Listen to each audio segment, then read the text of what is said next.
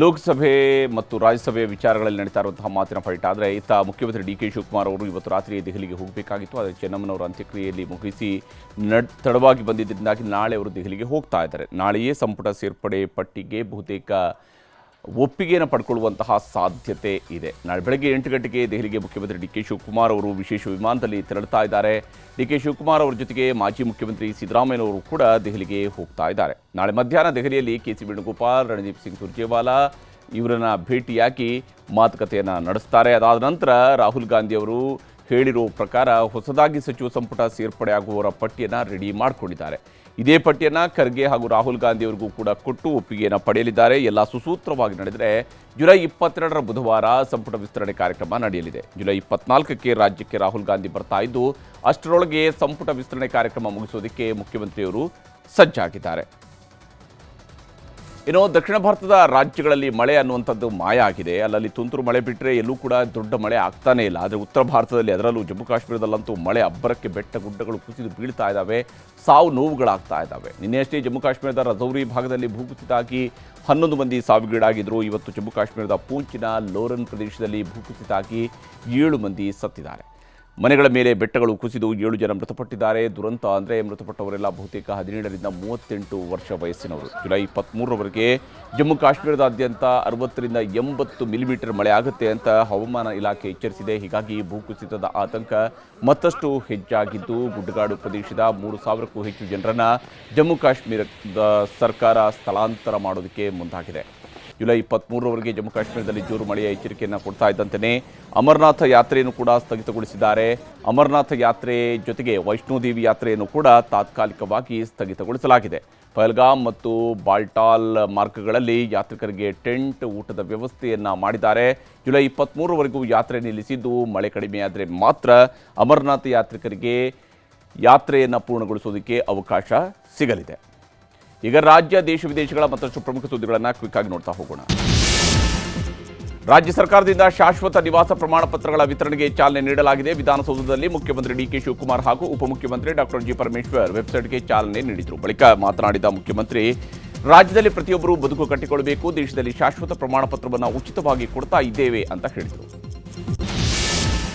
ಶಾಶ್ವತ ನಿವಾಸ ಪ್ರಮಾಣ ಪತ್ರದ ಜೊತೆಗೆ ಜಾತಿ ಪ್ರಮಾಣ ಪತ್ರಗಳ ವಿತರಣೆಗೂ ಚಾಲನೆ ನೀಡಲಾಗಿದೆ. ಈ ಬಗ್ಗೆ ಮಾತನಾಡಿರುವ ಡಿಸಿಎಂ ಪರಮೇಶ್ವರ್, 4.85 ಕೋಟಿ ಜನರಿಗೆ ಜಾತಿ ಪ್ರಮಾಣ ಪತ್ರವನ್ನು ಮನೆ ಮನೆಗೆ ತಲುಪಿಸುತ್ತೇವೆ ಅಂತ ಹೇಳಿದರು. ವೆಬ್ಸೈಟ್ ಮೂಲಕ ಉಚಿತವಾಗಿ ಜಾತಿ ಪ್ರಮಾಣ ಪತ್ರ ಪಡೆಯಬಹುದು ಅಂತ ತಿಳಿಸಿದರು. ಸರ್ಕಾರದ ಪಿಆರ್ಸಿ ಯೋಜನೆಗೆ ವಿಪಕ್ಷ ನಾಯಕ ಆರ್ ಅಶೋಕ್ ವಿರೋಧ ವ್ಯಕ್ತಪಡಿಸಿದ್ದಾರೆ. ಸಾಮಾಜಿಕ ಜಾಲತಾಣ ಎಕ್ಸ್ನಲ್ಲಿ ಪೋಸ್ಟ್ ಮಾಡಿರುವ ಅಶೋಕ್, ಅಕ್ರಮ ವಲಸಿಗರಿಗೂ ಶಾಶ್ವತ ನಿವಾಸ ಪತ್ರ ತಲುಪಿಸ್ತಾ ಇರುವಂಥದ್ದು ಆಘಾತಕಾರಿ, ಇದು ಸಂವಿಧಾನ ಹಾಗೂ ಕಾನೂನು ಬಾಹಿರ ಕ್ರಮ ಅಂತ ಹೇಳಿದ್ದಾರೆ.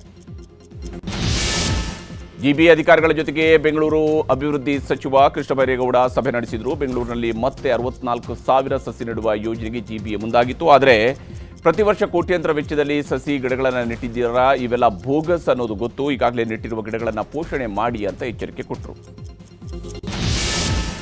ಇವತ್ತು ಸಚಿವ ಯುಟಿ ಖಾದರ್ ಜಿಲ್ಲಾ ಆರೋಗ್ಯಾಧಿಕಾರಿಗಳ ಜೊತೆಗೆ ಸಭೆ ನಡೆಸಿದರು. ರಾಜ್ಯಕ್ಕೆ ಎಬೋಲಾ ಆತಂಕ ಹಿನ್ನೆಲೆಯಲ್ಲಿ ಎಲ್ಲ ಏರ್ಪೋರ್ಟ್ಗಳಲ್ಲೂ ಸ್ಕ್ರೀನಿಂಗ್ ಮಾಡಬೇಕು ಅಂತ ಆದೇಶಿಸಿದ್ದಾರೆ. ಜೊತೆಗೆ ಕಾಂಗೋ, ಉಗಾಂಡ, ಆಫ್ರಿಕಾದಿಂದ ಬರೋರಿಗೆ ಹೆಲ್ತ್ ಸ್ಕ್ರೀನಿಂಗ್ ನಡೆಸೋದಕ್ಕೆ ಸೂಚನೆ ನೀಡಿದ್ದಾರೆ. ಮಾಜಿ ಸಚಿವ ಪಿಟಿ ಪರಮೇಶ್ವರ್ ನಾಯಕ್ಗೆ ಗ್ಯಾರಂಟಿ ಯೋಜನೆಗಳ ಅನುಷ್ಠಾನದ ಪ್ರಾಧಿಕಾರದ ಉಪಾಧ್ಯಕ್ಷ ಸ್ಥಾನ ನೀಡಲಾಗಿದೆ. ಸೂರಜ್ ಹೆಗಡೆ ನಿಧನದಿಂದ ಉಪಾಧ್ಯಕ್ಷ ಸ್ಥಾನ ಖಾಲಿಯಾಗಿತ್ತು. ಈಗ ಪರಮೇಶ್ವರ್ ನಾಯಕ್ಗೆ ಸಂಪುಟ ದರ್ಜೆ ಸಚಿವರ ಸ್ಥಾನ ನೀಡಿ ಆದೇಶ ಹೊರಡಿಸಲಾಗಿದೆ.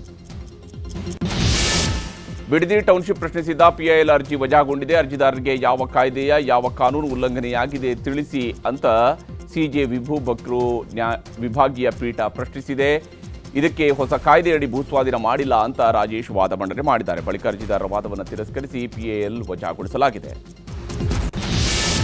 ಬೆಂಗಳೂರಿನಲ್ಲಿ ಮಗನಿಂದಲೇ ತಂದೆಯ ಕೊಲೆಯಾಗಿದೆ. ವರ್ತೂರು ಪೊಲೀಸ್ ಠಾಣಾ ವ್ಯಾಪ್ತಿಯ ಬಳಗೆರೆಯಲ್ಲಿ ಘಟನೆ ನಡೆದಿದೆ. ನೇಪಾಳ ಮೂಲದ ತಂದೆ ಚಂದ್ರ ಬಹದ್ದೂರ್ನನ್ನ ಮಗ ದ್ರೋಣ ಬಹದ್ದೂರ್ ಶಾಹಿ ಕುಡಿದ ಮತ್ತಿನಲ್ಲಿ ಕಬ್ಬಿಣದ ರಾಡ್ನಿಂದ ಹೊಡೆದು ಕೊಂದಿದ್ದಾನೆ. ಬಿಎಂಟಿಸಿ ಬಸ್ನಲ್ಲಿ ಪ್ರಯಾಣಿಕರು ಜೋರಾಗಿ ಮೊಬೈಲ್ನಲ್ಲಿ ಲೌಡ್ ಸ್ಪೀಕರ್ ಹಾಕಿದರೆ ಇನ್ನು ಮುಂದೆ ಬಸ್ನಿಂದ ಕೆಳಗಿಳಿಸ್ತಾರೆ. ಸೌಂಡ್ ಕೊಟ್ಕೊಂಡು ಬೇರೆ ಪ್ರಯಾಣಿಕರಿಗೆ ಕಿರಿಕಿರಿ ಮಾಡಿದರೆ ಅಥವಾ ಪುಂಡಾಟ ಮಾಡಿದರೆ ಕೆಳಗಿಳಿಸಿ ಅಂತ ಬಿಎಂಟಿಸಿ ಚಾಲಕರು, ಕಂಡಕ್ಟರ್ಗಳಿಗೆ ಆದೇಶವನ್ನು ನೀಡಲಾಗಿದೆ.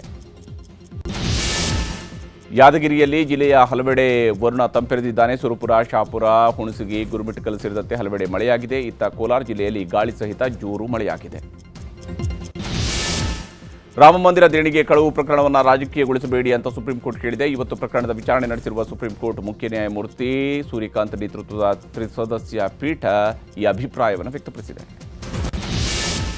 ತ್ರಿಪುರದ ಡಿಜಿಪಿ ಅನುರಾಗ್ ಧನ್ಕರ್ ಶವವಾಗಿ ಪತ್ತೆಯಾಗಿದ್ದಾರೆ. ಅಗರ್ತಲಾದಲ್ಲಿರುವ ಪೊಲೀಸ್ ಮಹಾನಿರ್ದೇಶಕರ ಕಚೇರಿಯಲ್ಲಿ ಶವ ಸಿಕ್ಕಿದೆ. ಆತ್ಮಹತ್ಯೆ ಶಂಕೆ ವ್ಯಕ್ತವಾಗಿದ್ದು ಅಧಿಕಾರಿಗಳು ತನಿಖೆ ನಡೆಸ್ತಾ ಇದ್ದಾರೆ.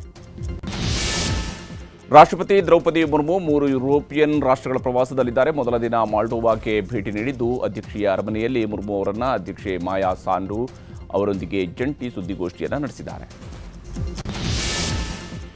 ಅಮೆರಿಕ ಇರಾನ್ ಸಂಘರ್ಷ ತಾರಕಕ್ಕೇರಿದೆ. ಇರಾನ್ ಪಡೆಗಳು ಕುವೈತ್ನ ಪ್ರಮುಖ ಅಲ್ ಸುಬಿಯಾ ವಿದ್ಯುತ್ ಉತ್ಪಾದನಾ ಕೇಂದ್ರ ಹಾಗೂ ಕುಡಿಯುವ ನೀರಿನ ಘಟಕಗಳನ್ನು ಗುರಿಯಾಗಿಸಿ ದಾಳಿ ನಡೆಸಿವೆ. ಇತ್ತ ಅಮೆರಿಕದಿಂದಲೂ ಪ್ರತಿದಾಳಿ ನಡೆದಿದೆ.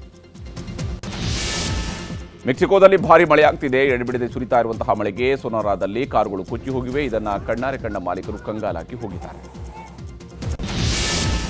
ದಕ್ಷಿಣ ಅಮೆರಿಕದ ಪೆರುವಿನಲ್ಲಿ 2 ಭಾರೀ ಭೂಕಂಪ ಸಂಭವಿಸಿದೆ. ರಿಕ್ಟರ್ ಮಾಪಕದಲ್ಲಿ 5.1 ಹಾಗೂ 3.7ರಷ್ಟು ತೀವ್ರತೆ ಕಂಡುಬಂದಿದೆ. 6 ಮಂದಿ ಸಾವಿಗೀಡಾಗಿದ್ದು 30ಕ್ಕೂ ಹೆಚ್ಚು ಮಂದಿ ಗಾಯಗೊಂಡಿದ್ದಾರೆ. ಅಮೆರಿಕದ ಉಪಾಧ್ಯಕ್ಷ ಜೆಡಿ ವ್ಯಾನ್ಸ್ ಪತ್ನಿ ಉಷಾ ವ್ಯಾನ್ಸ್ 4ನೇ ಮಗುವಿಗೆ ಜನ್ಮ ಕೊಟ್ಟಿದ್ದಾರೆ. ಗಂಡು ಮಗು ಹುಟ್ಟಿದ್ದು ಮಗುವಿಗೆ ಅಲೆಕ್ ನೀಲ್ ವ್ಯಾನ್ಸ್ ಅಂತಾನೂ ಹೆಸರಿಟ್ಟಿದ್ದಾರೆ.